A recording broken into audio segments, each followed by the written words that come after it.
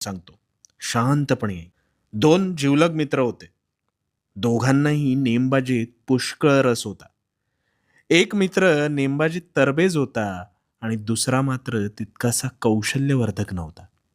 दोघांनीही नेमबाजी स्पर्धेत भाग घेतला. ज्याला नेमबाजी व्यवस्थित यायची तो अधूनमधून त्याचा सराव करायचा आणि ज्याला ते कौशल्य हस्तगत करण्याची मनापासून इच्छा होती ना, तो दुसरा मित्र मात्र अखंडितपणे रोज सराव करायचा. आता काही दिवसात स्पर्धेच्या दिवशी हेच 2 जिवलग मित्र एकमेकांचे प्रतिस्पर्धी म्हणून एकमेकांसमोर आले आणि अखेरच्या फेरीत ही स्पर्धा मीच जिंकणार असा स्वतःला निपुण समजणाऱ्या पहिल्या मित्राला जो आत्मविश्वास होता, तो इथे मात्र पलटला. कारण इथे फासे पलटले आणि मनापासून सराव करणारा दुसरा मित्र त्याच्या नकळत ही प्रतियोगिता जिंक